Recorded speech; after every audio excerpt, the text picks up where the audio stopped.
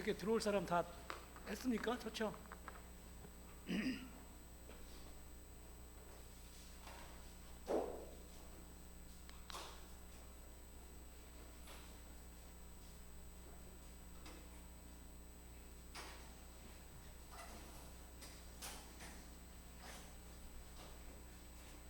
예, 179장 그 뒤에 문을 좀 닫읍시다.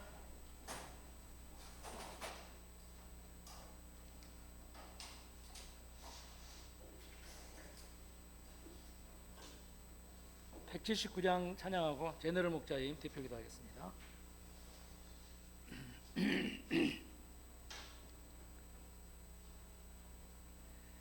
주 예수의 강림이 가까우니 저 천국을 얻을 자 회개하라. 주 성령도 너희를 부르시고 무천사도 나와서 영접하네. 주 예수님 너희를 찾으시니 왜 의심을 하면서 어찌하나. 온 세상 죄 담당한 어린 양은 죄 많은 자 불러서 구원하네. 이 세상이 즐기는 재물로는 내 근심과 고초를 못 면하리. 또 숨질 때 위로를 못 얻으며 저 천국에 갈 길도 못 찾으리. 내 아버지 주시는 생명 다 배불리 먹고서 영생하라.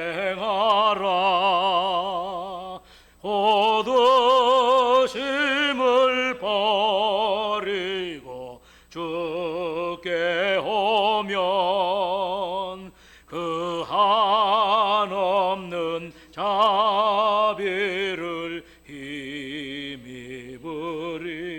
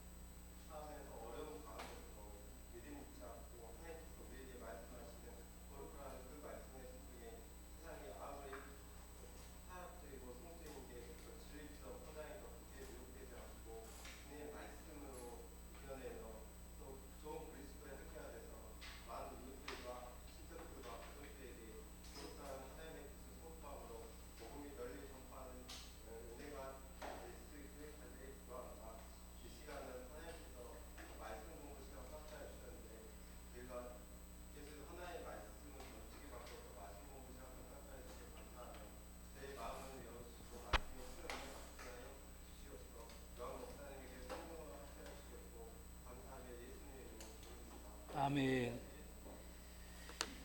예, 마가복음 13장 말씀 같이 읽겠습니다. 예수께서 성전에서 나가실 때에 제자 중 하나가 이르되 선생님이여 보소서 이 돌들이 어떠하며 이 건물들이 어떠하니까.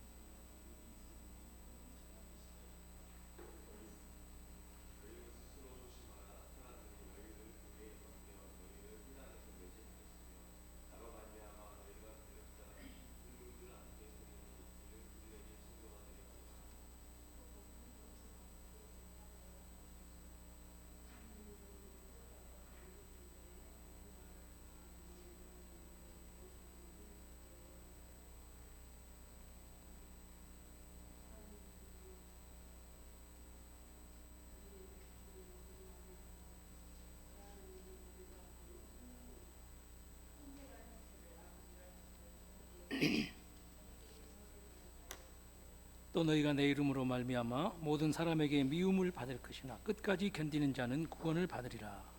유망에 가증한 것이 쓰지 못할 것을 숨었을 때는 있는 자는 깨달을 것이나 그때 유대에 있는 자들은 산으로 도망할지어다.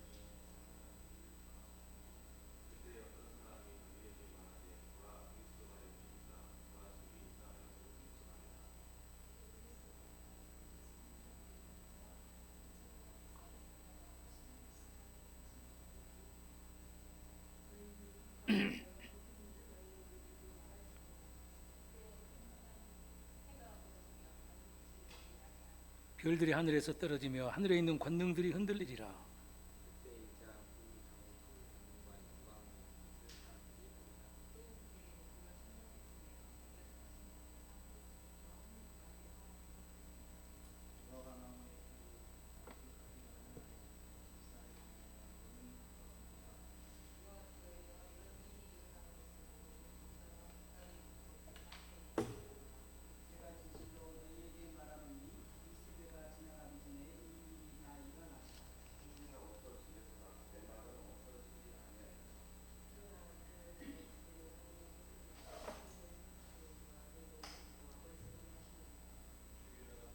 영광을 입은 사람들이 보리라.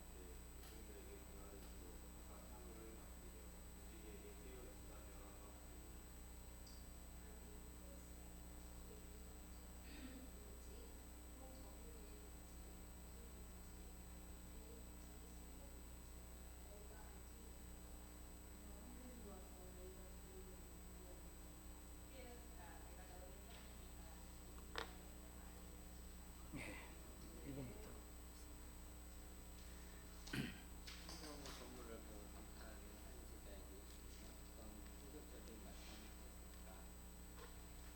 예수께서 이르시되 내가 이 큰 건물들을 보면 그 하나도 그 위에 남지 않고 다 무너뜨려지리라.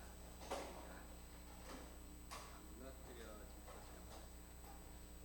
이런 일이 이루어질 거라는 징조가 무엇입니까?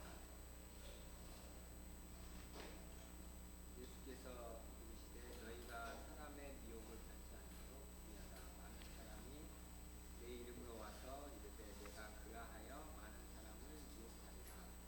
난리와 난리 소문을 칠 때에 두려워하지 말라. 이런 일이 있어야게 아직 것은 아닙니다. 민족이 민족을 나라가 나라를 대적하여서는 않고 그곳에 지진이 있으며 기근이 있으니 이는 재난의 시작입니다. 사람 미혹하는 사람들이 일어나고 그곳에서 민족과 나라가 있는 전쟁을 일어나고 지진과 기후와 같은 자연재해가 일어나게 됩니다.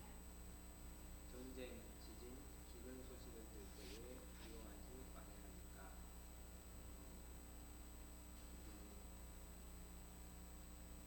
이게 이제 끝이 아니라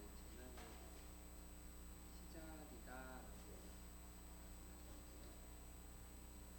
아직 끝이 아닙니다라고 말씀하셨기 때문입니다. 뭔가 두려워한 일만 있는 게 아니라 다른 일이 일어날 것을 미리 말씀하셨습니다. 예. 그 예루살렘에 예수님이 입성하셔가지고 제일 먼저 찾아가신 것이 성전을 둘러보셨잖아요.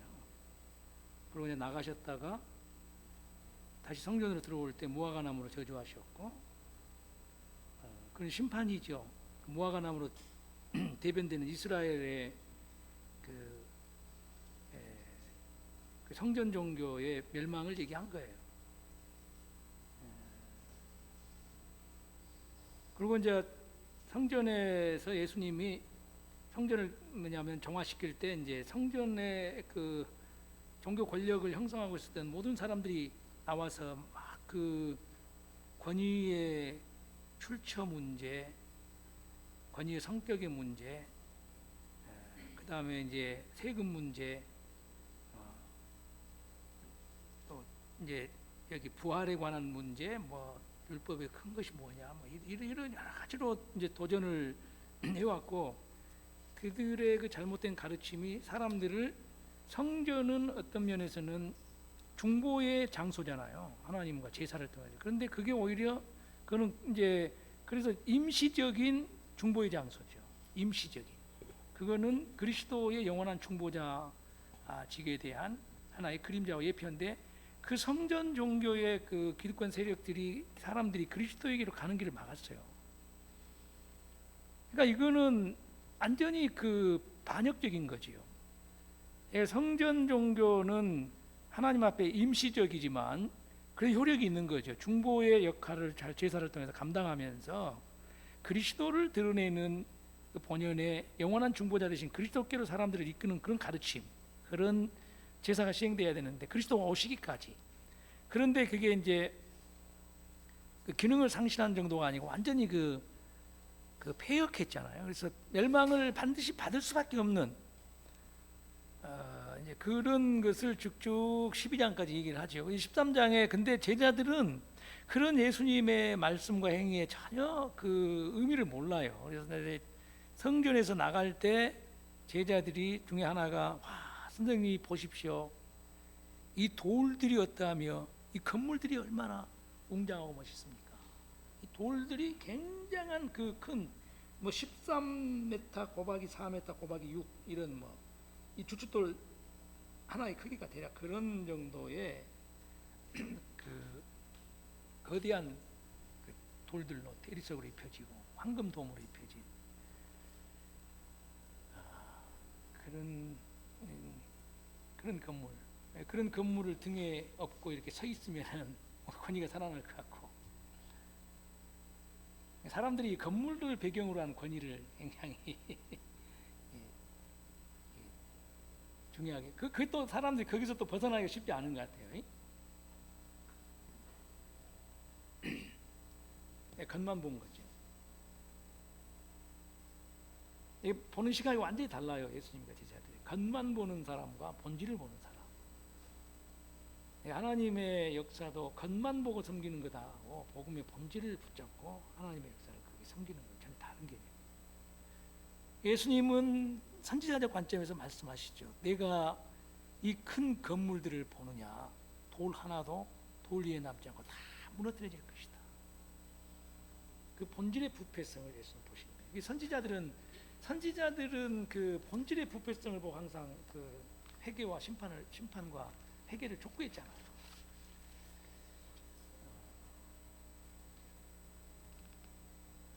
근데 이제 이렇게 이게 성전 멸망을 분명히 말씀하신 거거든요. 그러니까 이제 감람산에서 성전을 마주대에 앉았을 때, 제가 뭐 예루살렘을 한 번도 가보진 않았습니다만은 나중에 우리 성도들하고 함께 성지순례를 한번 이스라엘 전쟁이 끝나면 한번 갔으면 좋겠는데, 사실은 제가 코로나 이전에 우리 스텝 목자님들 몇 분하고 아주 이스라엘 땅만 갔다 오는 걸로, 그때 이제 왜냐하면 한 번도 제가 안 가봐가지고 성경을 가르칠 때 좀 인사이트를 얻고 이렇게 하는데, 좀 그래서 몇 명 목자님들하고 가기로 해가지고 이제 항공권까지 구입을 해놨는데 딱 터져버린 거예요. 그때 코로나가. 그래서 내가 이제 스텝 목자님들한테 여러분들하고 같이 못 가고 가려면 나는 이제 우리 교회 성도들하고 가려합니다. 때가 되면 이제 한번 갔으면 좋겠다. 생각이 듭니다. 네?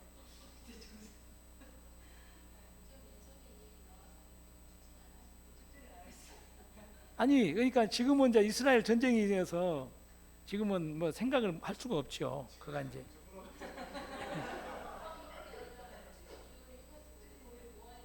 예. 그러면 이제 한번 생각해 봅시다. 그래가지고 돈을 조금씩 적립을 해가지고 그것도 좋은 의견이에요. 그래서 나는 이제 막 무슨 터키까지 가고 뭐 바울의 1차 성경에 그게 막 그런 데까지는 아니고 그냥 이스라엘만 봐도 그렇게 조금 좋지 않을까 싶고.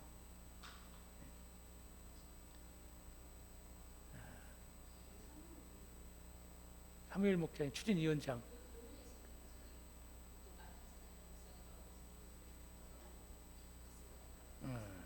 예. 아마 이스라엘에 지금 그 시기 그 윤모세 선교사가 있을 거예요. 왔어요? 아,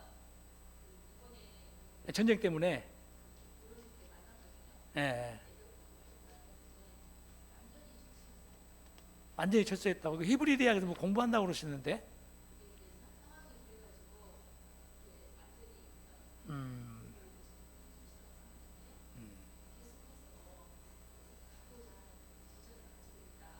비자, 비전을 가지고 있다. 그게 이제 전쟁이 끝나면 가신다고. 아니 그리고 거기에 그 우리 뭐 유배뿐만 아니고 일반 교회 목사님들 중에서도 그쪽에 사는 사람들이 꽤 있어서 잘 설명하는 그런 분들이 있어요. 그래서 이제 그거는 그런 사람 어렵지 않 구하는 건 어렵지는 않아요. 잘 그런 쪽으로 특화된 사람들이 많이 있습니다.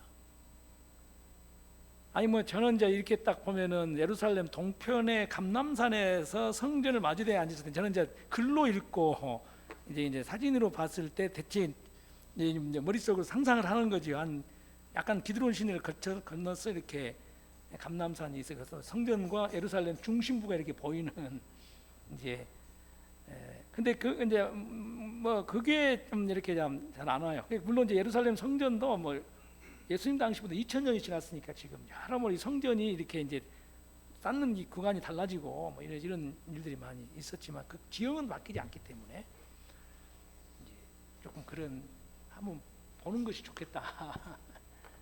이제 그런 지리적인 것들 있잖아요. 성경을 잘 이해하려면 첫 번째는 그 성경의 역사를 잘 아셔야 되고 지리적인 어떤 특징들을 좀 잘 이해를 하는 것이 가장 기본적인 거거든요. 그래서 이제 그거는 이제 신학교에서 성서공고학이라고 이렇게 해서 이제 그쪽에서 이제 좀 한 파트로 신학하거나 구약하게 다루는데, 예? 지금 뭐 이스라엘 전체가 그러니까, 이스라엘 전체가 그러니까.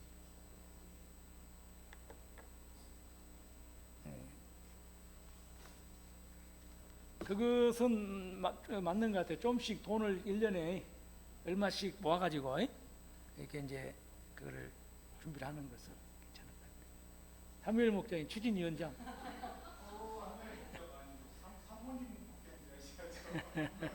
아니 이제 여기 안 오신 분들도 참여할 수 있으니까 이거는 나중에 한번 이제 교회 목자님들 모임에서 한번 좀 더 세부적으로, 오늘은 이제 말씀 공부 중이니까 오늘 여기서 즉흥적으로 결정하기는 그렇고 한번 그런 필요가 있는 것 같아요. 나는 이제 스텝 목자님들하고도 갔다 온 팀들이 거의 다 갔다 왔어요. 근데 이제 저는 안 갔기 때문에 이제 그 같이 갈 거로 생각했는데 이제 뭐 저는 이제 우리 성도들하고 같이 가랍니다. 가려면 이제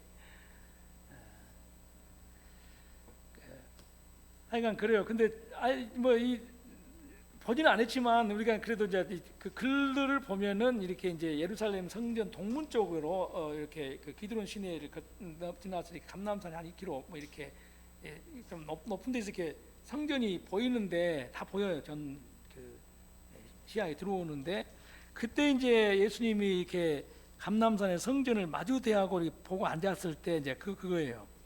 베드로하고 야고보와 요한이 이제 안드레까지 4명이 왔네요.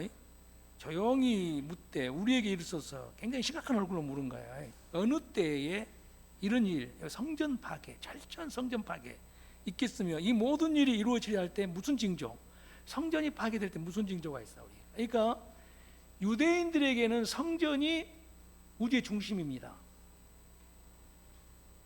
왜냐하면 우주 만물을 창조하신 하나님의 눈과 관심이 이 성전에 있으리라 그랬잖아요. 솔로몬 성전을 지을 때. 그래서 그 하늘은 하나님의 보좌요, 그 땅은 그의 발등상이다.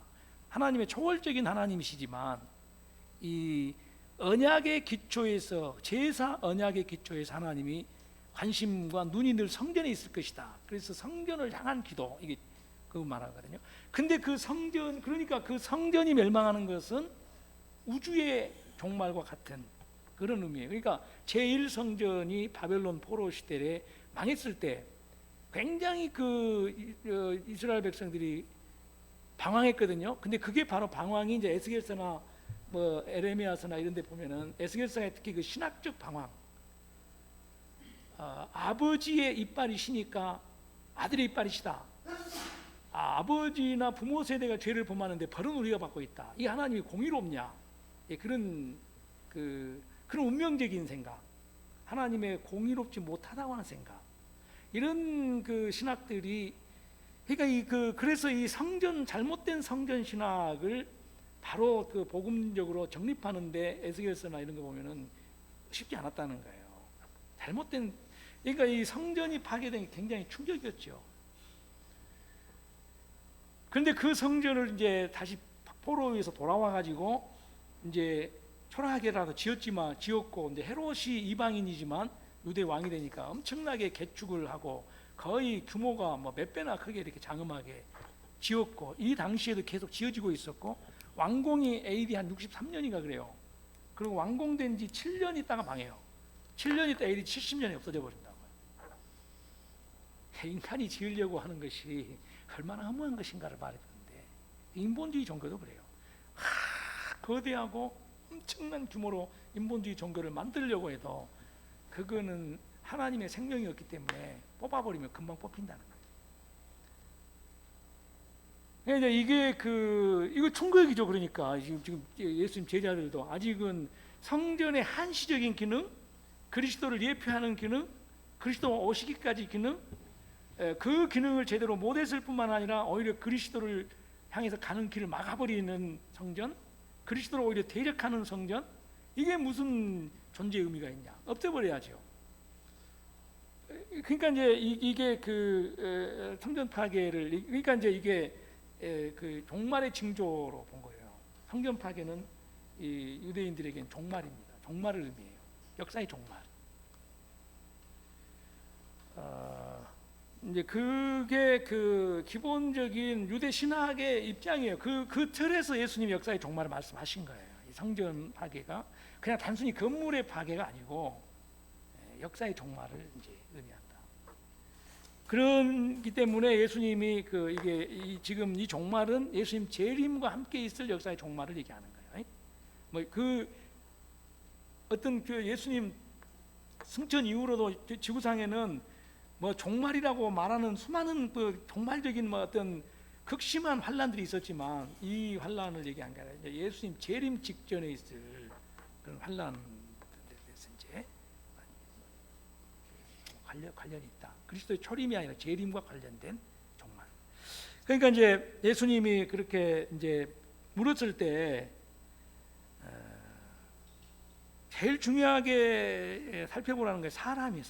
너희가 사람의 미혹을 받지 않도록 조심하라. 많은 사람이 내 이름으로 와서 이르되 내가 그라하며 많은 사람이 미혹하라. 그러니까 종말의 징조는 우리는 무슨 뭐 사건을 중심으로 보는데 사건이 아니고 사람이에요. 물론 뭐 그것도 사건이라 할 수 있으려나 사람이 썩을 대로 썩어요. 그래서 뭐냐면 예수님이라고 하는 거짓 그리스도들과 거짓 선지자들 이런 사람들이 일어나 가지고 굉장히 종교적으로 혼탁해져요. 영적으로. 그게 종말의 가장 큰 징조예요. 이단들 우후죽순처럼. 그러니까 거짓 그리스도가 역사상 어느 시대에 못지않게 막 많이 등장하는. 그래서 이게 진짜와 거짓이 헷갈리는. 요게 사람이 표적이에요. 종말의 표적. 아주 악한 사람들. 뭐 역사적으로 뭐 보면 막 유래를 찾아보기 힘든 막 그런 사람들이 막 계속 일어나는 거예요. 이 거짓 그리스도들. 그래서 많은 사람을 미혹하는. 그러니까 이게 대대적인 배교와 관련이죠. 지금 우리 한국이 어떤 사람이 면밀히 통계를 내보니까 한국 개신교의 정통교회하고 이단교회하고 그 비율이 같대요. 한국 뭐 1000만 신도인데 택도 없대요 지금 보면. 그리고 뭐 주변에 뭐 카톨릭까지 다 포함해가지고 뭐 그 기독교로 봤을 때 4사람 중에 1명은 뭐 이단이 돼요. 기독교인이라 하는. 그러니까 기독교인들도 믿을 수가 없어. 기독교인이라고 들고 나오는 사람들도 믿을 수가 없다. 거기다가 이제 세속적인 크리스찬들까지 포함하면 굉장히 많겠죠. 이단 교회는 안 다녀도 신앙생활 행태는 세속적으로 하는 그런 경우는 굉장히 많겠죠. 이게 어떤 그 예수님은 종말의 징조라 그랬어요. 종말의 징조. 그러잖아요. 막 대통령 사칭하는 그런 국기문란에 막 이런 제도 있고 막 대통령 사칭하듯이 이를테면 예수님을 참칭을 하는 거예요. 자기가 그리스도다. 이게 이제 사람에게 조심하라 그 말이에요. 사람에게. 옛날에도 어른들도 그랬어요. 그 뭐냐면 맹수보다 무서운 게 사람이다. 맹수는 배고프면은 사람을 배고프면은 안 잡아먹거든요. 근데 사람은 아주 잔인하죠. 그러니까 이제 뭐 종말의 징조를 그 사람에다가 첫 번째 주세요. 사람. 이 사람은 조금 느끼면 종교적인 그 현상이 혼탁해져요. 그거를 얘기하고 그 다음에 이제 그 재난이죠. 재난.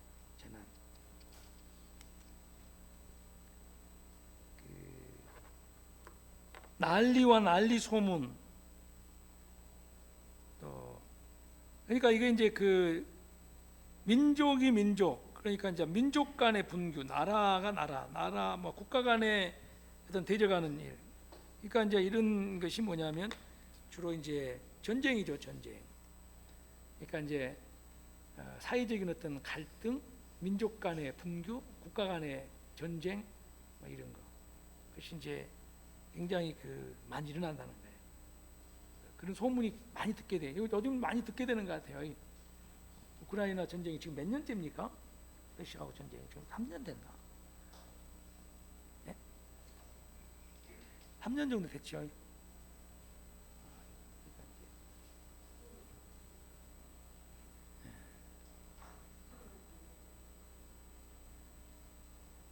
그리고 이제 여기 하마스 전쟁, 그 다음에 대만과의 또 중국과의 또 전쟁 가능성이 높아지고 우리나라가 세계적으로 그 전쟁이 발발할 가능성이 굉장히 높아진 나라가 됐다 이렇게 얘기를 하고 있어요. 근데 뭐 역사적으로 보면 아무 일이 없고 평화롭다한테 갑자기 들이닥친 그런 전쟁과 이런 재난들이 엄청나게 많죠. 우리 시대에 2차 대전 이후에 어떤 평화의 시대라고 하는 것이 한순간에 이제 다 전쟁의 어떤 그 톱니바퀴 속에 맞물려 들어갈 수가 있죠.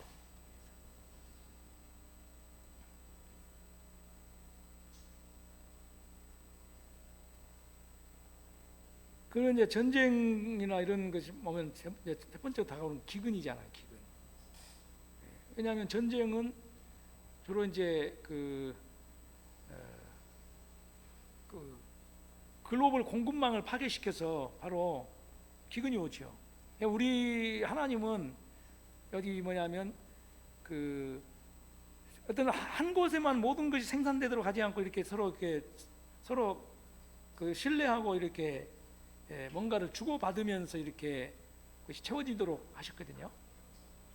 그러니까 이제 근데 이게 이제 파괴돼요. 그럼 어떻게 되겠어요? 그 이제 부족한 것이 물자가 부족하죠. 이제 서로 부족한 남은 것을 나누고 부족한 것을 이제 이렇게 수입하고 이렇게 하면서 이제 같이 번영하는 건데 이게 파괴되는 거예요. 그러니까 기근이 와요. 바로 전쟁 오면 전쟁이 일어나면 항상 동일하게 반병한 전염병이거든요. 콜레라 같은 옛날에 막 전쟁 오면은 전쟁과 함께 전염병, 기근 이 같이 와요. 그 다음에 이제 경제가 경제 시스템이 붕괴되고 뭐 이런 게 같이 오잖아요. 이 기근이 있을 것이다.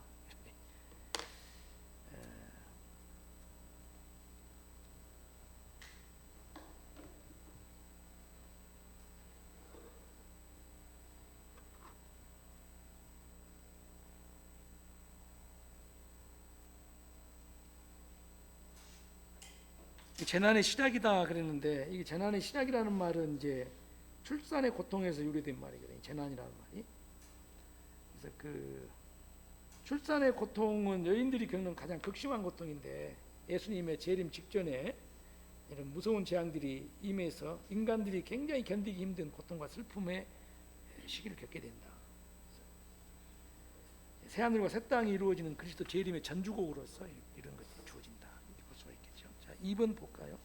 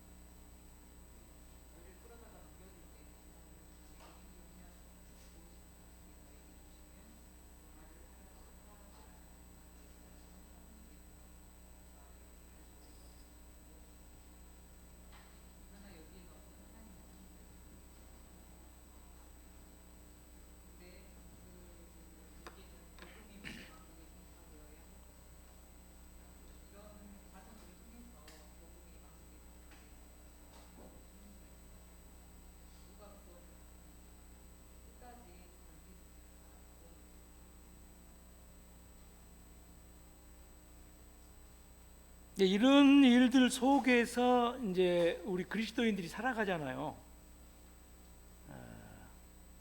그러니까 이제 어떻게 살아야 되는가?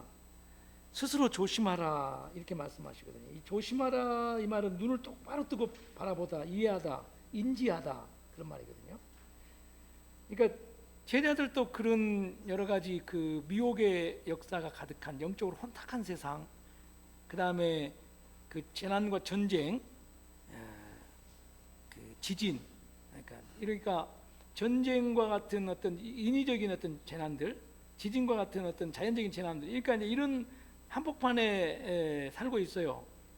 그런데 이제 그러면은 두렵기 때문에 눈을 감아버릴 수 있죠. 그 이제 생각하지도 않고 회피하고 뭐 다른 것으로 회피해서 하고. 근데 예수님은 눈을 똑바로 뜨다 그런 말이에요. 똑바로 뜨고 그 현실을 바르게 이해하라. 그러니까 제자들에게 임할 고난을 회피하지 말고 현실을 바르게 직시하라. 왜 이런 고난이 올 수밖에 없는가? 그게 이제 그거를 바르게 이해해야만 이제 극복할 수, 현실을 직시해야죠. 영적인 현실을. 그러니까 해석을 잘해야 돼요.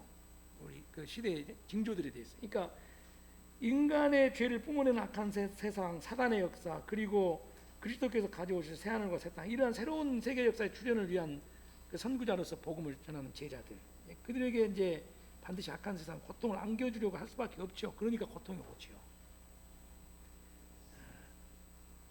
제자들은 바로 이런 세상에 유일하게 유의미한 역사는, 의미가 있는 역사는 그리스도의 복음을 전하는 거잖아요. 그리스도의 복음을 그런 제자들이 담지하고 있어요. 가지고 있어요. 그러니까 이제 기가 막히게 아는 거예요. 그 세상은 제자들이 박해의 대상이에요. 사람들이 너희를 공회에 넘겨 죽였고 회당에서 매질한다.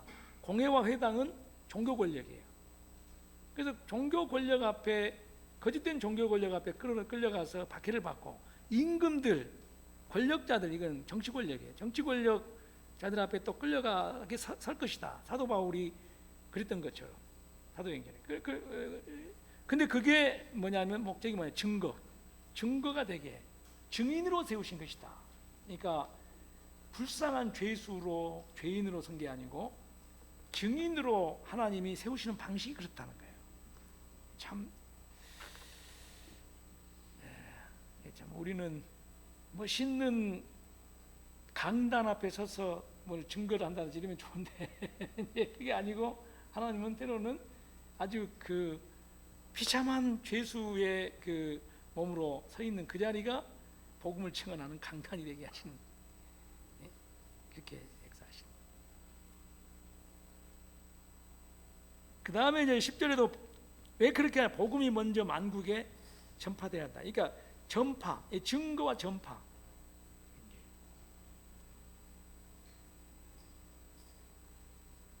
이게 왜 그리스도인들에게 이런 박해가 오는가?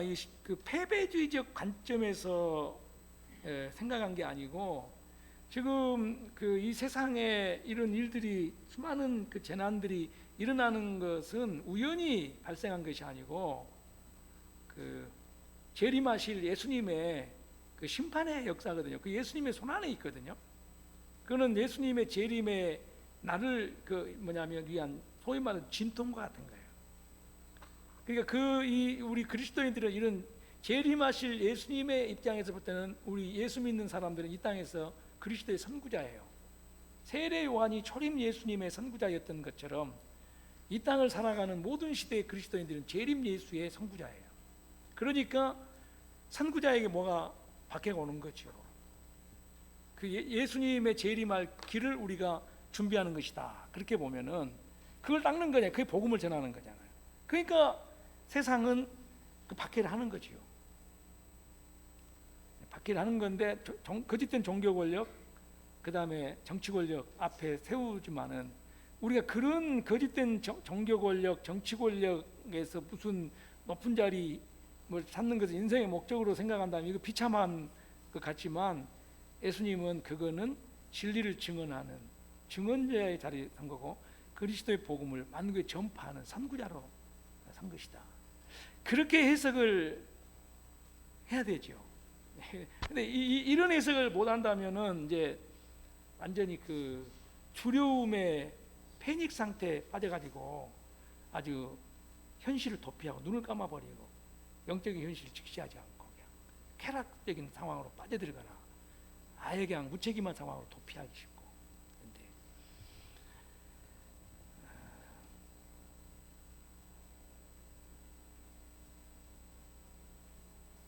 그런데 진짜 승리자로 살도록 하신 거예요. 그 다음에 이제 그 사람들이 너희를 끌어다가 넘겨줄 때 무슨 말을 할까 미리 염려하지 말고 무엇이든지 그때 너희에게 주시는 그 말하라. 말하는 이는 너희가 아니요 성령이시다. 그러니까 성령님의 그 철저한 보호를 예수님 말씀하십니다. 성령님은 증언의 영이에요. 사도행전에 보면은 성령은 증언의 영이다. 예수 증언의 영이다. 복음 증언의 영이다. 그러니까 성령이 나를 통해서 예수를 증언하신다. 이거잖아요. 그러니까 성령이 나를 통해서 예수를 증언하시. 내가 그 증언의 사역을 내게 맡겨진 그 증언의 사역을 완수하기 전까지는 안 죽어요. 그러니까 일찍이 하나님이 야곱에게 바다나람으로 갈 때 내가 네게 허락한 것을 다 이루기까지는 너를 떠나지 아니하리라. 베델에서 그렇게 말씀하셨는데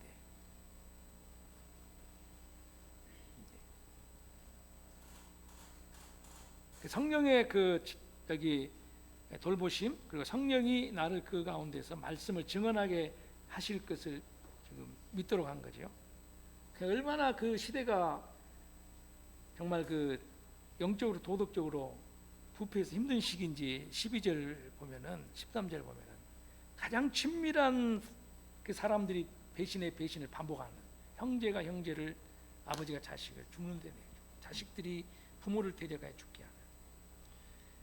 그러니까 이제 불법이 성행하고 사랑이 식어지고 사람도 못 믿고 마음이 차갑게 굳어버릴 수밖에 없는 이제 그런 상황들 속에 그런 시대가 된 거예요. 인간성이 완전히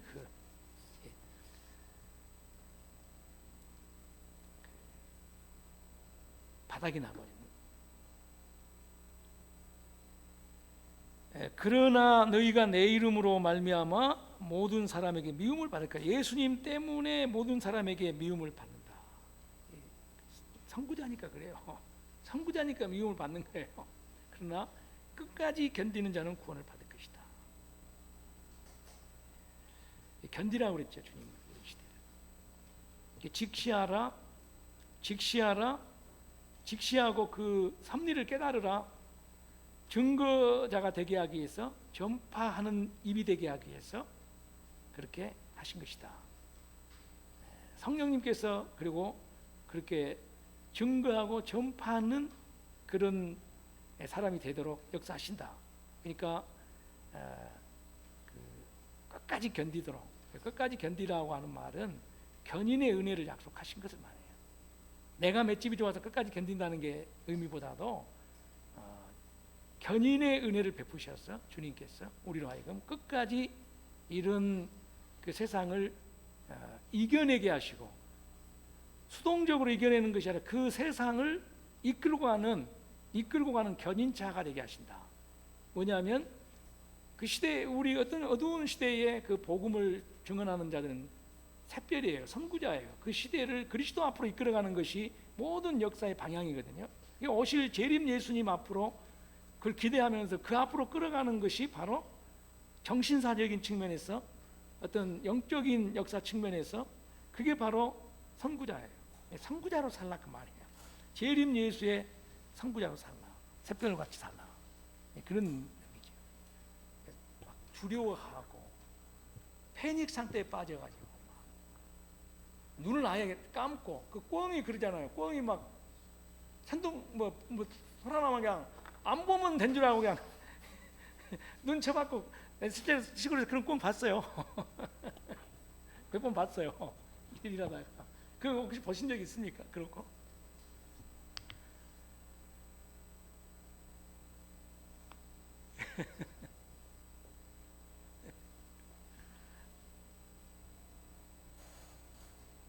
재난이 막 가득한 세상, 해석도 안 되고 두렵고 그냥 직시도 안 하고 그냥 꼬라박고, 그냥 게임에 꼬라박고, 그냥 뭐 노름고 세상 쾌락에 꼬라박고 그냥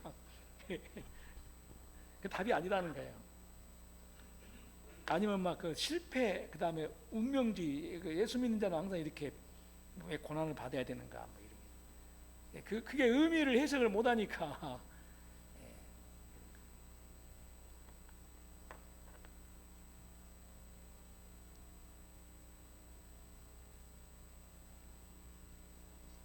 이번에 이제 유럽 서양 우크라이나 양들이 한 20-30명 올 거예요. 그래서 그 사람들이, 그 학생들이 와서 우크라이나의 그 환란에 대해서도 복음적으로 잘 이해를 했으면 좋겠어요. 어거스틴이 그 로마가 그 게르만족들에 의해서 서로마가 망할 때, 그 망하는 시대에 살았던 사람이 우리가 잘 아는 어거스틴이에요. 그러니까 사상적인 이제 전쟁이 일어났어요. 왜요? 그 당시 유명한 로마 시대의 철학자 뭐 키케로나 이런 사람들 있잖아요.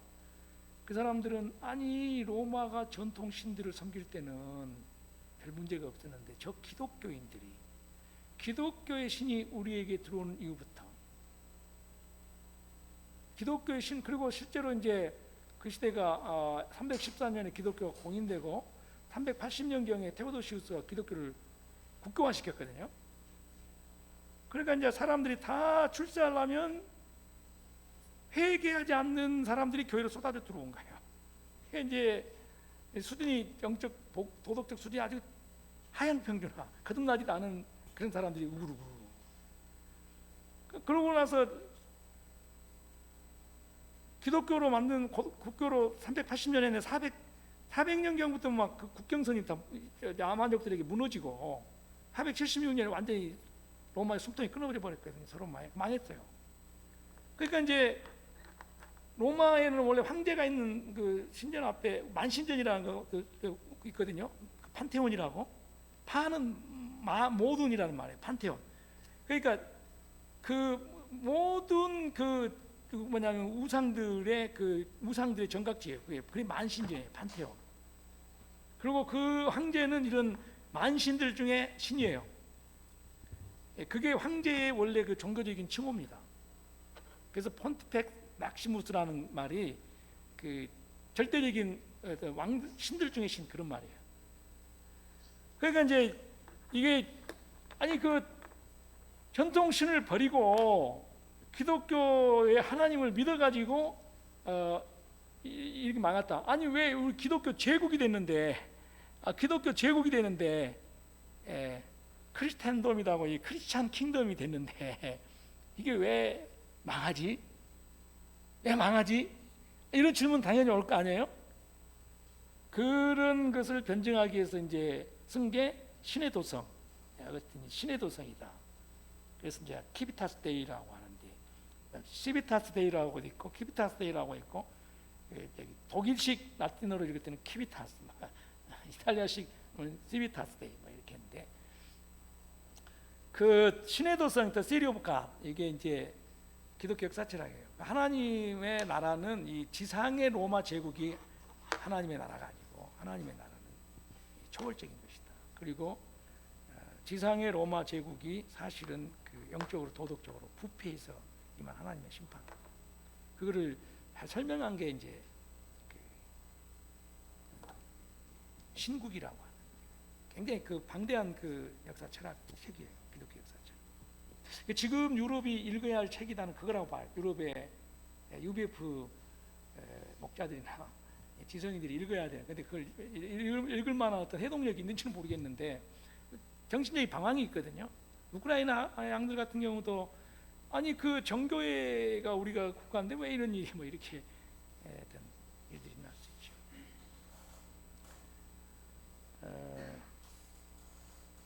그러니까 지금 시대에도 좀 그래요. 그래서 우리가 이제 그 바른 어떤 여기 지금 예수는 종말론은 기독교 역사 철학을 얘기하는 거예요.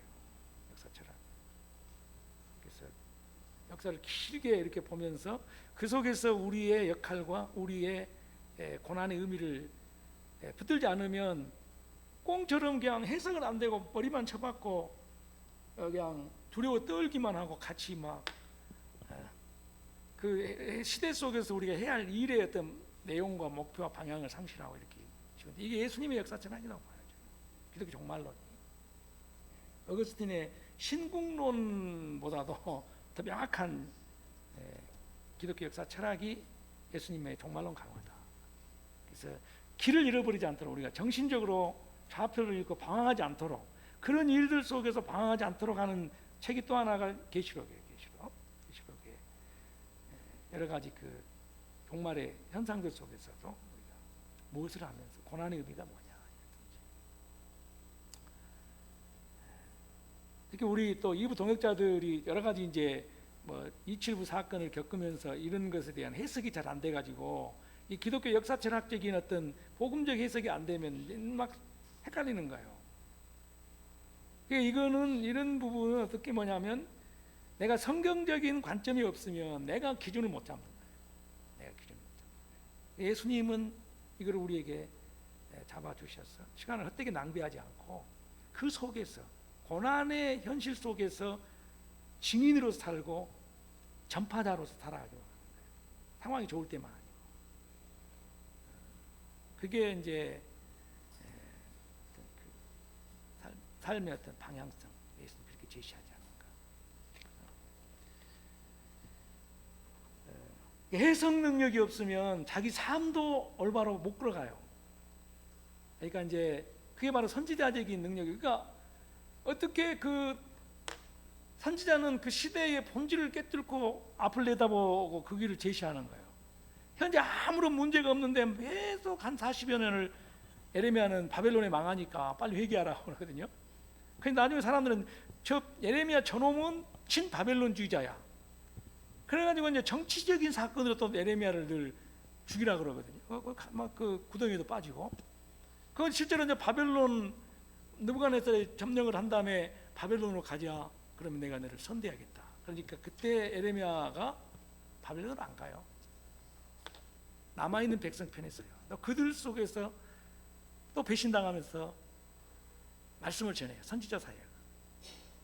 남아있는 백성들이 또 그 남아있는 백성들의 두 왕족들끼리 싸워가지고 로마 느부갓네살이 세우는 그 뭐냐면 사람을 죽이잖아요. 그러면 이제 느부갓네살이 또 이제 와서 이제 또 정벌할 걸 그래서 애굽으로 도망가죠. 애굽으로 가기 전에 사람들이 예레미야에 와가지고 우리 모두가 당신 앞에 섰다. 당신의 입에서 나오는 건 다 하나님 무슨 말씀을 우리가 순종하겠다. 하나님의 뜻이 뭔지 알아보달라. 한 10여일 후에 하나님의 뜻이 예레미야에서 나타났다. 애굽으로 가지 말고 이 땅에 유하라. 그러니까 갑자기 바룩이 너를 꼬드겨가지고 너는 원래부터 친바벨론주의자니까 우리를 바벨론 손에 넘기려고 하느냐. 너의 말은 하나님의 말씀이 아니라 간단하게 거부해버리고 그러니까 애굽으로 내려갔거든요. 그러니까 느부갓네살 애굽까지 쫓아왔어요. 애굽으로 내려가가지고 바로 왕의 궁전 마당 그 들어가는 데다가 예레미야가 이만한 박석 깔린 당분이 느부갓네살이 여기 와서 너희를 국문할 것이다. 느부갓네살이 애굽까지 정복해 실제로 그랬어요. 그게 애굽을 느부갓네살이 정복한 것은 애굽이 힘이 없어 그런 것이 아니라 선지자의 말을 끝까지 불순종하고 그랬던 그것까지 다 하나님이 심판하시고. 근데 예레미야는 친바벨론주의자가 아니라 예레미야서의 그 마지막 열국을 향한 심판의 내용이 바벨론을 향한 심판으로 끝나요. 바벨론을 향한. 그러니까 어떻게 그 시대를 그 전망을 그 인간적인 전망을 넘어서 그 시대의 본질을 뚫고 하나님 앞에 살 수 있을 것인가? 그런 어떤 선지자적인 통찰력, 그게 이제 소위 말해서 성경적 역사 철학이에요. 기독교적 역사 철학. 그게 있어야만이 우리 이 시각이 분명히 있어야만이 오늘날 점점 더 이런 재난과 이런 속에서 우리가 두려워하지 않고 우리 인생을 하나님 앞에 올바로 살아갈 수 있다. 그 안목이 우리에게 필요해요. 성경은 우리가 부지런히 있고 그런 예수님의 안목을 가지고 이 시대를 섬기는, 재난의 현장 속에서도 이 시대를 복음적으로 섬기는 그런 필요하지 않겠나 싶어요. 유럽이 나는 좀 그걸 좀 더 많이 해보랬으면 좋겠다. 특히 이제 우크라이나나 유럽 가까운 또 이스라엘에서 이제 그 근동이라 그랬잖아요. 이스라엘 니어리스트. 그러니까 이제 유럽에서 볼 때 유럽 중심적인 생각이에요. 바로 유럽 바깥에서 지금 이제 그런 일들이 유럽 중심부에서 일어날 수가 있는 거죠. 우리나라도 마찬가지입니다.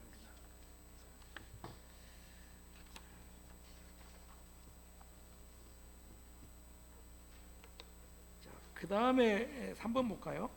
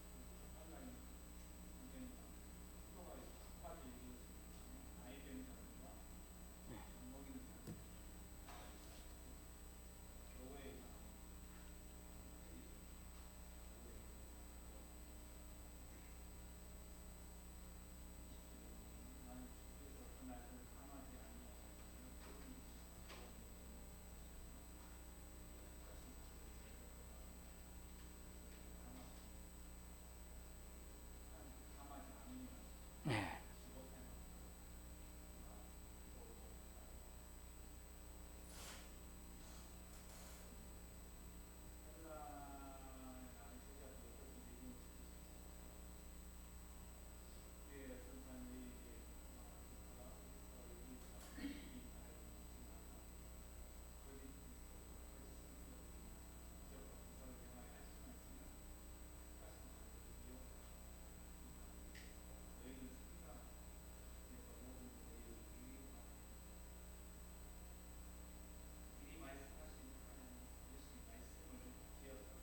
예.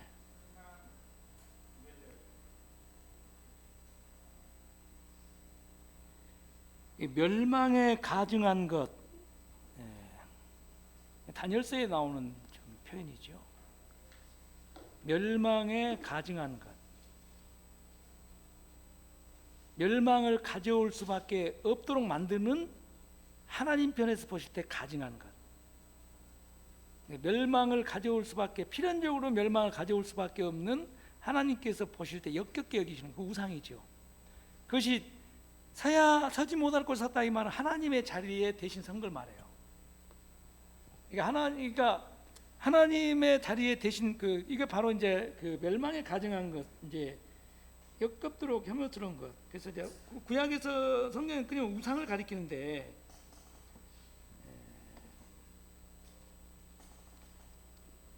그러니까 이제 이게 서게 된다. 이게 이제 그 어떤 그 종교적으로 어떤 하나님의 자리에 자기를 세우는 이제 그런 걸 말하죠. 대대적인 배교가 그 예수님 재림의 징조입니다. 대대적인 배교.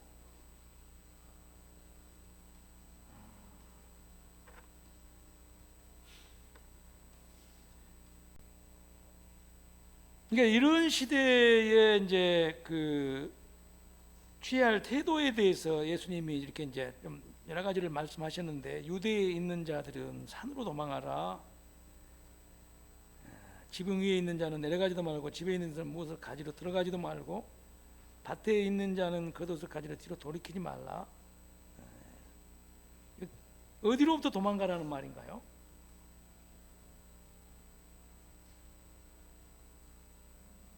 예? 아니, 어디에서 도망을 가라는 말인가요? 예? 어디로가 아니고 어디에서? 어디로부터? 지금 다 도망가라는 말이잖아요. 산으로 도망하라, 급히 도망하라. 이게 하여간 도망하라, 산으로 도망하라. 지붕 위에 있는 자는 내려가지 말고, 집에 있는 것은 무엇을 가지도 가지 말고, 밭에 있는 자는 겉옷을 가지러 돌이키지 마라. 도망가라는 거잖아요. 빨리 도망가라. 그러니까 이 말씀을 보면은 소돔 고모라가 멸망할 때 롯에게 뒤도 돌아보지 말고 빨리 산으로 가라. 이거를 연상시키는, 소돔 고모라의 지금 멸망을 연상시키는 구절이에요. 그러면 어디에 있지 말라냐면 성전에서 빨리 도망가라 그 말이에요. 멸망에 가증한 것이 하나님을 섬기는 성전에 하나님의 자리에 우상이 떡 버티고 있는 그런 종교로부터 빨리 도망가라. 그런 종교, 대대적인 배교, 아마 기독교에서 그런 배교가 있나, 그런 것에서는 빨리 피하라는 거예요. 어떤 자세로?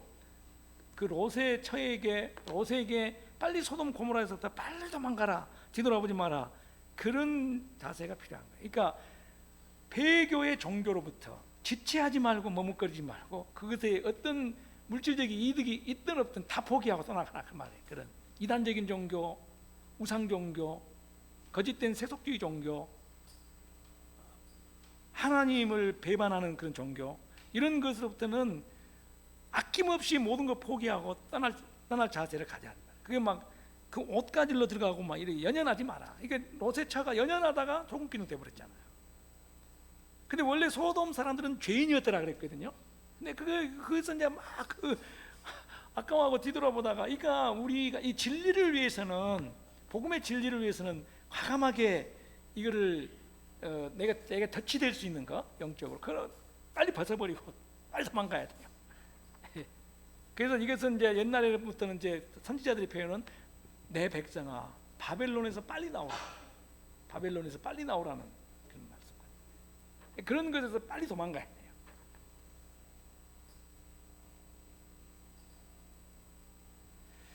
그러니까 이걸 보면은 그 교회가 그 굉장히 그 대대적으로 배교하는 이런 모습들을 많이 얘기하고 있어요. 복음의 어떤 본질에서 너무, 지금 뭐 우리 시대가 그러죠. 북미 지역의 동성애나 LGBTQ 이런 상황들을 보면은 교회가 완전히 엉망이에요. 그런 여기 복음의 진리에서 떠나가지고 미국이나 뭐 캐나다가 뭐 선진국이라고 우리가 배우지 마라 그래서 그들의 문화 배우지 마라. 배울 거 없어요, 도덕적으로. 유럽도 마찬가지예요. 하나님의 말씀을 쫓아야지. 그런 그 타락한 문화에서 이게 도망을 가라 그랬어요. 그런 교회와 그런 시대에 대한 환란이, 아주 극심한 환란이 있을 것이다. 근데 이게 그 19절에 보면은 하나님께서 창조하신 시초부터 지금까지 이런 환란이 없었고 후에도 없을 것이다. 이게 전무후무한 환란이잖아요. 그러니까 이거는 예수님 재림 직전에 있을 가장 극심한 환란을 말해요. 지금까지 역사상 존재했던 모든 환란들은 이 환란의 그림자예요. 그러니까 그런 극심한 환란이 임한다는 것은 얼마만큼 종교가 썩어가지고 그 교회도 썩어가지고 완전히 그 그리스도를 배반하는 그런 시대가 될 것이냐. 이제 그런 시대, 그런 종교로부터는 빨리 떠나야 된다. 빨리 떠나야 된다. 그게 이제 그 옛날에도 보면은 주로 많이 죽었던 사람들이 왜 죽었냐면요, 바벨론 포로 시절에도 예루살렘으로 꾸역꾸역 모여들었어요. 성전이 있기 때문에 하나님이 여기 계시고 우리 망하지 않는다. 거짓된 성전 신학자들, 거짓 선지자들이, 성전이 중요한 거예요. 성전에 계신 하나님 앞에 올바른 믿음과 거룩한 삶이 중요한데 그거는 없는데도 기계적으로 성전이 있으면 하나님이 계시기 때문에 안 망한다. 그래가지고 다 몰려들었다가 몰살당했어요. AD 70년에도 거짓된 선지자들이 그런 식으로 가르쳐주니까 성전 안에 한 100만 명 정도가 몰살을 당했어요. 근데 그리스도인들은 이 말씀 따라서 도망을 갔어요. 그 눈에 보이는 부패한 성전이 우리의 뭐 산성, 우리의 피할 바위, 뭐 이런 것이 안 돼. 예수님만이 피할 바위. 여기 떠났어요. 그리스도인들 그래서 살았어요. 그러니까 우리가 오늘날도 거짓된 종교를 만들어 놓고 거기 안에서 평안을 찾으려고 하면 안 된단 말이에요. 그런 것은 빨리 떠나야 된다. 그것이 종말을 살아가는 삶의 자세. 롯의 같이 막 미적미적하고 그런 종교인데도 나한테 뭔가 물질적으로 이득이 있고 뭐 세상적 이득이 있으니까 조만간에 하늘로부터 싹 다 타버릴 것인데 거기에 막 연연해가지고 그렇게 살지 말라는 거예요. 전무후무한 환란으로 모든 것이 불살라지는데 그게 연연해가지고 그게 그러니까 종교적으로 그 색깔을 확실히 하라. 복음적으로 그 분명한 삶의 태도를 가지고 살아라. 그런 말이에요. 그게 손해 보는 것 같아 너를 지키는 것이다. 그게 가장 안전한 생명의 길이다. 이제 그걸 말해요. 사람들이 다 내가 안전하다고 생각하는 것으로 들어가잖아요. 그러니까 이제 그래서 두 번의 그 성전 멸망 때 엄청나게 많은 죽은 사람들이 그 죽게 한 것이 거짓 선지자의 삐뚤어진 입이에요. 그 성전에 우리 하나님 계시니까 그리 가면 사는데 성전 있는 줄 알고 갔는데 디도 장군이 AD 70년 할 때 포위 작전을 몇 년을 하잖아요. 그러니까 없어가지고 서로 잡아먹고 사람을 잡아먹고 그러잖아요.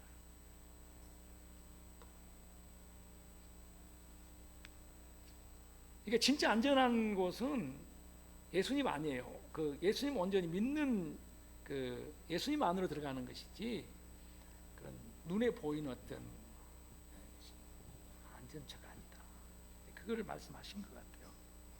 물론 뭐 이 해석에 대해서 뭐 15절부터 난해한 해석이고 사람들이 이렇게 한다. 저는 전반적으로 그런 의미다.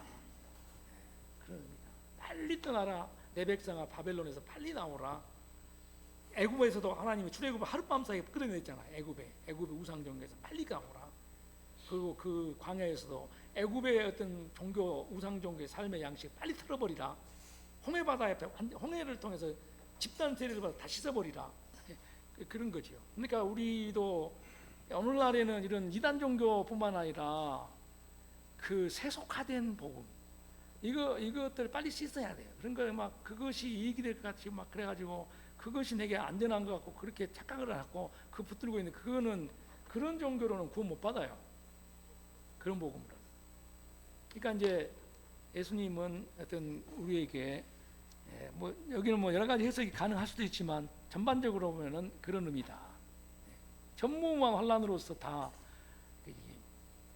불타버릴 것인데 롯의 처처럼 자꾸 이렇게 미련을 가지고 그렇게 하지 말아라. 그 말인 것 같아요.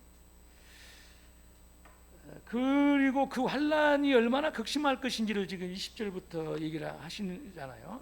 만약에 주께서 그 날들을 감하지 아니하면 이 말은 또 이제 노아 시대에 하나님 물을 감하신 걸 생각나는 거예요. 우리 인간은 스스로 구원을 얻을 수 없어요. 그러니까 주께서 그 날들을 감하지 아니하셨더라면 모든 육체가 구원을 얻지 못할 것이지만 자기가 택하신 자들을 생각하는 거예요. 자기가. 그래서 이제 방주 안에 있는 노아를 권념하신지라, 노아를 생각하신지라 그 말씀처럼 하나님은 환난 중에 있지만 그 자기 택하신 백성들을 생각하셔서 그 날들을 감하셨어요. 감하시고, 그러니까 우리 이 환난은 우리의 어떤 힘으로 이겨낼 수 없는 환난이라는 거예요. 우리의 맺힘으로 뭐 버티고 주님의 긍휼로. 그래서 우리는 이런 환난 속에서 그 주님이 실수하냐, 하나도 실수하지 않는다. 그거를 이제 얘기하셔요, 주님은. 그러니까 여기 20절에는 자기가 택하신 자들, 여기 자기가 택하신 자들이 3번 나오거든요. 20절에 만일 주께서 그 날들을 가만히 아니하셨다면 모든 육체가 구원을 얻지 못할 것이거늘 자기가 택하신 자들을 위하여 그 날들을 감하셨다 그랬고, 그 다음에 그때 이제 21절에 어떤 사람들이 너희에게 말하되 보라 그리스도가 여기 있다 저기 있다 해도 믿지 마라. 거짓 그리스도들과 거짓 선자들이 일어나서 이적과 기사를 택하여 할 수만 있으면 택하신 자들도 미혹하려고. 그러니까 우리 예수 믿는 사람들도 그 저기 뭐냐면 이단적인 교리, 세속화된 복음의 논리가 너무 정교해서 미혹을 당할 수밖에 없지만 거기서도 지켜주신다는 거예요. 환란이 너무 힘들어가지고 우리 맷집으로 못 버티지만 지켜주신다. 근데 누구를? 택하신 자들, 자기가 택하신 자들. 그러니까 그 너희는 삼가라 내가 모든 말을 너희겠다. 27절에도 또 그때 그가 택하신 천사들을 보는 자기가 택하신 자들을 땅끝으로부터 하늘까지 사방에서 모을 것이다. 이 3번이나 자기가 택하신 자들의 구원은 완벽하다. 이 환난 속에서 한 사람의 영혼도 주님은 놓치지 않는다는 거예요. 어떤 면에서 자기가 택하신 자들의 구원, 자기가 택하신 자. 그래서 우리가 이걸 보면은 우리의 구원은 우리가 믿기 전에 뭐가 먼저냐면 주님의 선택이 먼저라는 거예요. 주님의 선택이 나를 환난을 이기게 하는 견인의 은혜를 주시고 거기서 나를 보존하시는 것이지 내 힘으로 버티는 것이 아니다. 근데 주님이 택하신 백성들은 버틸 수 있는 힘을 주시고 그런 배교의 시대에도 이제 믿음의 중심을 지키게 하시는 그런 분별력을 주시고 인내하는 힘을 주시고 이렇게 하신다. 미혹당하지 않게 하시고 그런 것을 말씀하세요. 우리는 내가 뭐 실수해가지고 주님이 잃어버리지 않을까 걱정할 필요는 없다. 내가 주님 앞에 신실함을 잘 유지하며 살아가는 거야. 걱정할 필요가 없다.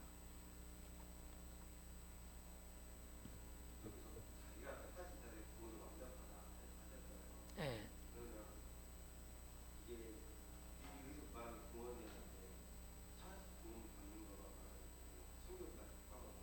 어떤 거? 자기가 택하신 자들이 성도지. 자기가 택하신 자들이 성도예요. 이걸 갖다 신학적으로 무형교회라 그래요. 무형교회는 창세 전에 하나님이 그리스도 안에 택하신 자들, 그들의 구원은 완벽하다는 거예요. 우리 인간의 눈에는 막 가룟 유다의 배반, 그 다음에 뭐 서신서만 읽어봐도 뭐 사도 바울에게 아시아에 있는 자들이 다 나를 버리다 다 떠난 것 같고 다 그러죠. 그 사람들의 특징은 원래부터 안 믿었던 자들이에요. 그러니까 우리가 그러니까 우리는 표면적으로 볼 때는 뭐 주님의 그도 왔다가도 가고 막 이게 뭐 이런 것 같은데 주님의 눈으로 본 주님은 자기 백성을 아신다 그랬어요. 주님에게는 한 사람도 잃어버리지 않는다. 예?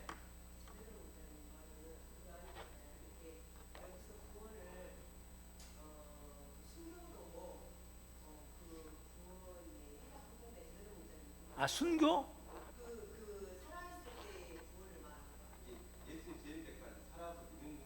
아, 아,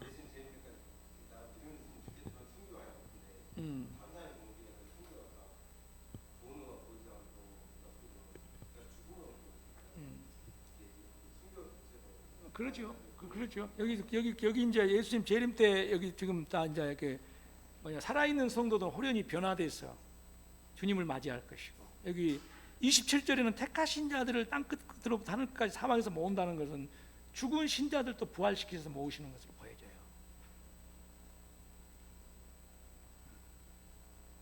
여기 27절의 내용은 예수님 재림할 때 대부활이 있잖아요.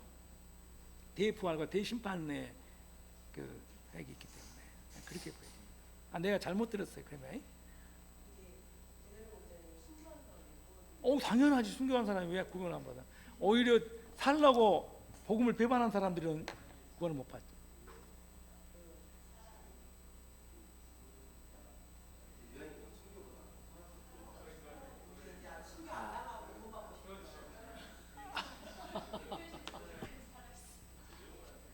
근데 예, 나는 순교와 살아있는 삶의 고난받는 삶의 차이가 별로 없다고 생각해요. 예?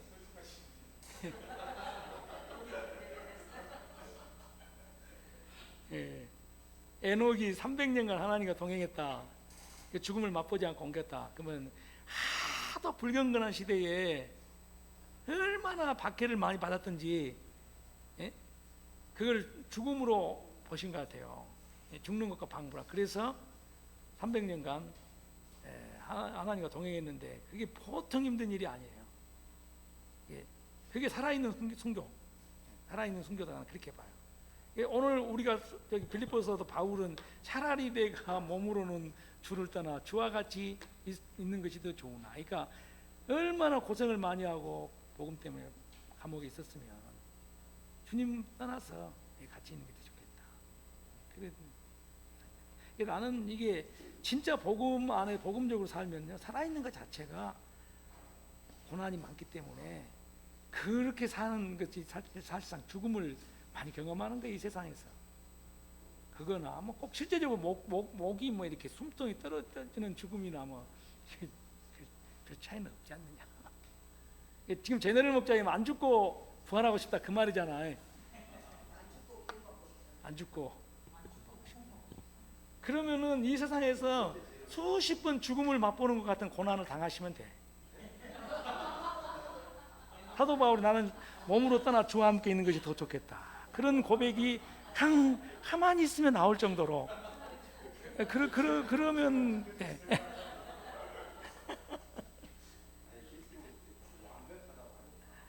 아니 그러니까 주님의 구원은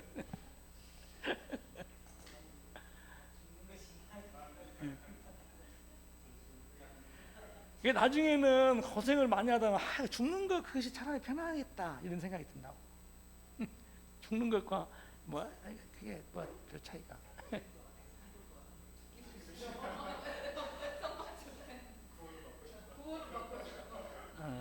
그런 건가? 제너럴 목자의 마음에 감춰놓은 내 생각을 잘 못 읽어가지고. 예.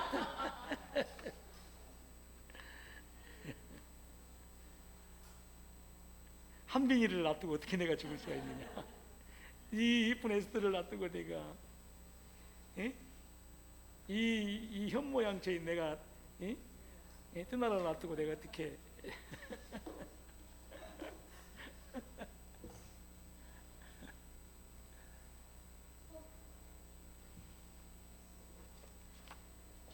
예, 4번 볼까요?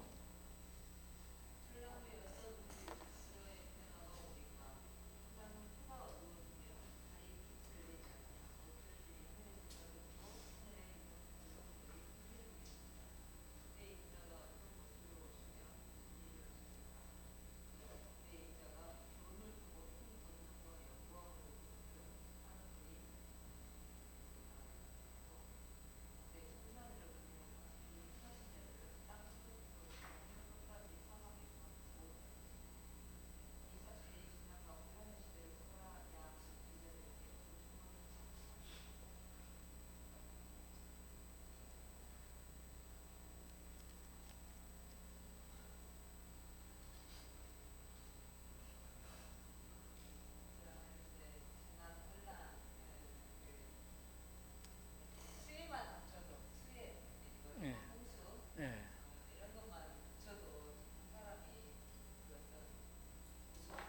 예.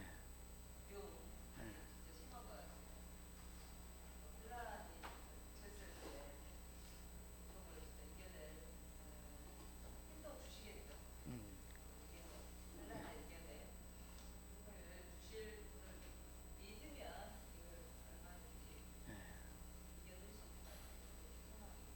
예. 그러니까 이제 그런 전무후무한 환란인데 그 환란 후에 우주적인 어떤 그 전체 변화가 있다고 그랬죠. 해가 어두워지고 달이 빛을 내지 않고 별들이 하늘에서 떨어지고 하늘에 있는 권능들이 흔들리고, 우리가 볼 때는 이 무시무시한 일들이지만 하나님께서, 창조자 하나님 볼 때는 그 빛과 어둠을 나누시고 하늘의 별들을 만드시고, 그렇게 하신 하나님 편에서 볼 때는 그 질서도 하나님이 세우셨는데 그 질서를 흔드는 것은 하나님 앞에서는 큰일이 아니죠. 어쨌든 이런 이게 바로 그 창조주시라는 선포예요. 이게 창조하셔서 만유의 그 질서를 세우신 하나님은 질서를 세우실 수도 있고 카오스 상태로 되돌릴 수도 있어요. 코스모스 상태로 만드시고. 그러니까 그 주님이 지금 이제 그런 가운데 이게 보면은 이제 뭐라 그럴까, 우주적인 뭐라 그럴까, 조명아웃. 이제 새로운 그 재림의 주님이 등장을, 조명이 전부 아웃돼 버린 거예요. 지금 빛이, 해가 어두워지고 달이 빛을 내지 않고 별들이 하늘에서 떨어진다, 그 말은 빛을 안 내는 거잖아요. 권능들이 흔들리고. 그런데 딱 그때 인자가 구름을 타고 큰 권능과 영광으로 오는 것을 사람들이 볼 것이다. 우주적 재림이죠. 우주적 재림. 그러니까 예수님의 재림은 그 구름을 타고 오신다는 것은 우주적인 재림이에요. 공개적인 재림. 창조주로서의 권능을 드러내고 그 심판의 주님으로서의 정당한 권세를 가지고 우주적으로 재림하시는, 공개적으로 재림하시는. 그러니까 이제 신천지는 저기 뭐 과천에서 조용히 부활하신 예수의 영이 나이만 얘기했다. 그 가짜예요. 지가 재림 예수라면 구름 타고 와야 돼요. 구름 타고. 그러니까 또 이제 문선명이는 구름 타고 온 또 헬기 타고 자기들 뭐 그 본부에 나가고 구름 타고 온 걸 또 흉내를 내리고, 문선명이도 아니 신천지 그것도 작년에 뭐 대구 집회할 때는 또 헬기 타고 왔다고 와가지고 뭐 흉내를 낸다. 헬기가 아니고 구름을 타고 와야 돼요. 그리고 하늘에 권능들이 다 흔들리고 해가 빛을 내지 않고 달이 빛을 내지 않고. 근데 그런 것을 갖다가 예수라고 믿고 다니는, 정말 성경을 엉터리로 보니까 그러지. 조용히 오신 게 아니고 공개적인 재림, 공개적인 재림, 우주적인 재림, 창조주로서 권능을 드러내는. 아니 지가 저기 나이가 들어가지고 죽으려고 지금 꼴딱꼴딱하고, 문선명이는 죽었고 이만희는 죽으려고 지금 꼴딱꼴딱하고 있는데 자기 수명도 못하는 사람이 무슨 저기 뭐 별을 움직이고 해를 움직이고 달을 움직일 수가 있어요. 그런 것을 갖다가 재림주로 믿고 믿음의 주로 삼고 있다는 게 참 얼마나 비참한지 몰라요. 미혹돼가지고. 그런데 이 예수님 오셔가지고 택하신 자들을 땅 끝으로부터 하늘 끝까지 사방에서 모을 것이다. 이게 바로 이제 아마도 이거는 대부활과 관련되는 것 같아요. 살아있는 신자들은 호련히 변화돼서 공중에서 주를 맞이하고, 모든 아담 이후 예수 믿고 죽은 성도들을 다 부활해서 하늘로 끌어올려서 거기서 공중에서 주를 영접하는, 이게 그 우주의 클라이막스죠. 우주의 클라이막스고 바로 이것이 재창조죠. 재창조의 역사, 자기 백성의 재창조. 이 창조의 어떤 그 영광보다도 더 뛰어난 영광이 이 예수님 재림 때 있을 대부활. 이것은 진정으로 죄로 멸망해야 할 죄인들을 구원하시는 재창조의 영광의 모습이죠.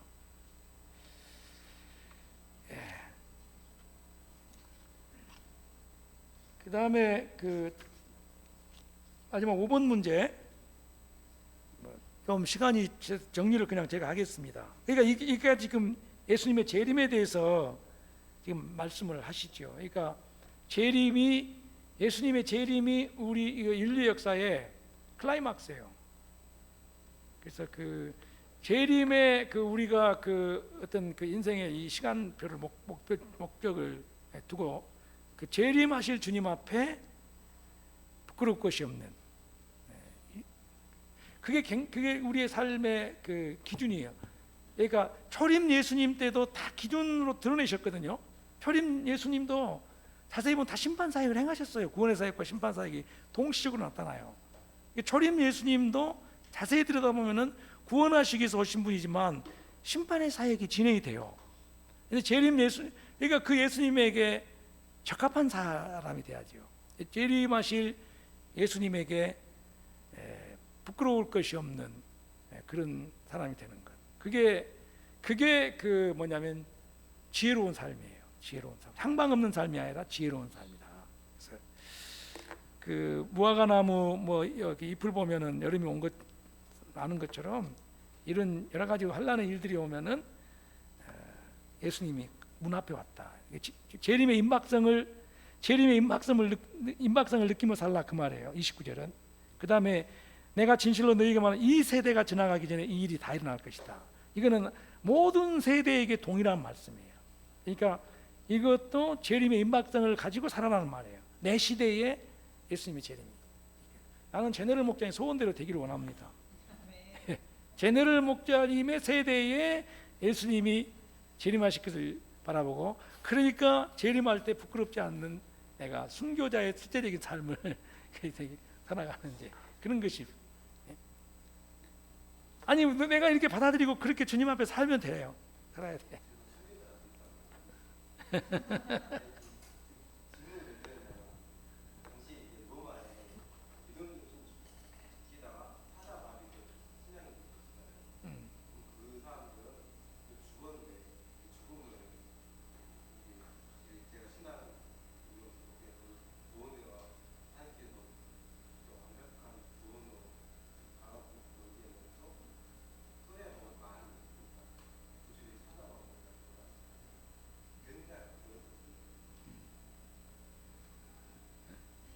완벽한 구원이지 왜? 사자밥이 되면서도 믿음을 배신하지 않는.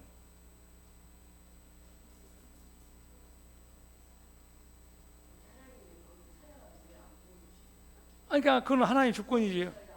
아니 그 사자밥에서 건져줘도 예수님 배신하면은 그거.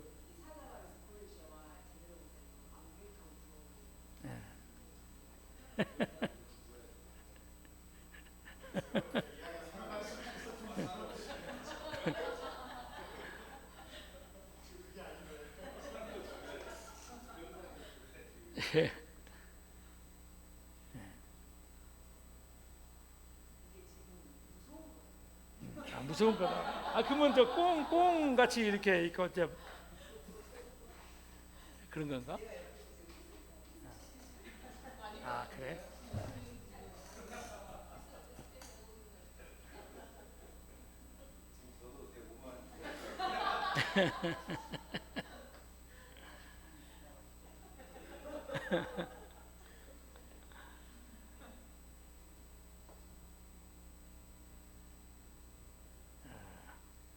천지는 없어지겠으나 내 말은 없어지지 않아. 이게 재림은 반드시 있다. 이걸 얘기한 거죠. 재림의 임박성과 재림의 필연성, 확실성, 이걸 얘기하죠. 그러나 그 날과 그때는 아무도 모른다. 이거는 이제 재림의 주권은 하나님의 손 안에 있다. 인간이 그것을 나를 점치고 이렇게 할 수 있는 게 아니다. 인간이 나를 점치면 제너럴 목자님 계산하듯이 아마 그런 계산을 하실 것 같아. 재림의 날, 그때 벼락치기 공부하듯이 그 날을 알면 그때만 바짝 신앙생활 하고 제대로 하고 이제 대충 살다 아마 대부분의 사람들이 그러지 않을까 싶어요. 그래서 예수님은 내 인생 전체가 주님 앞에 향기로운 제물로 드려지도록 모르시게 하신 거예요. 근데 그 모르게 한 걸 알려고 하는 것은 합당하지 않아요. 모른다고 했었으니까. 근데 사람들은 또 이단들은 또 이거 갖고 아들이 모른다고 했지 않냐. 그래서 모른다고 하는 것은 전지성에 위배되는 것이니까 예수님의 신성이 뭐가 문제가 있는 게 아니야. 아들로 이 땅에 육신으로 계실 때를 얘기하는 거예요. 비하신 분의 그리스도. 그러니까 이단들은 뭐 이상한 데서 자꾸 따가지고 그래, 그 말이 아니에요. 신적인 본질로 계실 때는 예수님 전지전능하신 하나님으로서 아시죠. 그러나 아들로 육신으로 이 땅에 비하신 분으로 계실 때는 그 주권을 성부에게 돌린 거예요. 이런 걸 가지고 헷갈리지 말았으면 좋겠고, 그 다음에 이제 주님이 말씀하시는 종말에 살아가는 자세, 이제 그거를 얘기하죠. 청지기.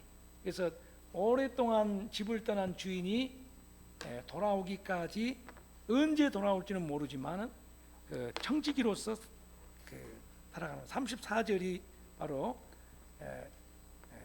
우리에게 말하는 이 땅의 삶을 늘어지게 살라고 우리의 인생을 하나님은 주신 것이 아니고 돌아오실 예수님의 귀환, 영화 뭔 귀환 그런 거 있었죠.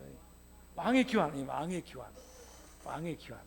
이게 그게 맞아요. 왕의 리턴. 왕의 귀환을 늘 기억하고 귀환했을 때 잘 다 칭찬받으려고 그 청지기가 그 왕의 사물을 정말 왕이 없어도 이게 왕이 나에게 맡긴 거야 하고 그냥 귀하게 여기고 감당하네. 얼마나 그런 마음을 가지고 살면은 주님께서 볼 때 귀해요. 우리가 예수님 재림은 뭐 두려워라고 여기 말씀한 게 아니고 우리의 삶을 정말 그 한 시간 몇 분도 허투루 쓰지 않고 주님 앞에서 값지게 살라고 얘기하신 거예요. 청지기로서 값지게 살도록. 막 자꾸 재림 뭐 이렇게 하면 막 두려움 뭐 이런 식으로만 연결을 시키는데 아니에요. 결론은 청지기로서 내가 내 삶을 낭비하지 않도록 그러니까 재림하실 주님 앞에 평가가 진짜 평가예요. 그게 그때에 정말 뭐냐면 칭찬받는 이제 그런 청지기로서 내 삶을 뭐냐면 계획을 세우고 영위하고 이렇게 하려면은 이제 재림신앙이 있어야 돼요. 사람 앞에 재림하실 주님의 평가를 내 절대 평가로 여기고 그 주님 앞에 내 삶을 늘 점검하며 살아가는 것, 그걸 우리에게 원하신다 생각이 됩니다. 두려움을 심고 환난을 내가 견딜 수 있을까 미리부터 그렇게 생각하고 그런 게 아니고 청지기로서 잘 살 수 있도록 재림신앙 말씀하신 것이다. 그러면 여기까지 하고 제가 잠깐 기도하고 45분에 시작하도록 하겠습니다. 거룩하신 아버지, 시대가 갈수록 영적으로 혼탁해지고 그 재난의 소식들이 가득한 속에서도 두려움에 압도당하지 아니하게 하시고 우리의 영적인 눈을 바로 떠서 우리 그리스도인들이 이 땅에서 복음을 바르게 이해하고 또 이 복음의 진리를 쫓아 살아가는 것, 또 이 복음의 진리를 쫓아 살아갈 때 발생하는 고난들을 바르게 해석하며 주님의 청지기로서 이 땅에서 주님이 재림하실 때 칭찬 듣는 그런 삶을 살아가도록 우리에게 방향을 주셔서 감사를 드립니다. 우리의 삶을 허투루 낭비하지 않게 하시고 재림하실 주님의 평가를 바라보면서 우리의 마음의 두려움과 연약함을 이기고 주와 복음을 위해서 힘있게 살아갈 수 있도록 우리의 삶을 주양하시고 이끌어 주시옵소서. 예수님의 이름으로 기도합니다. 아멘.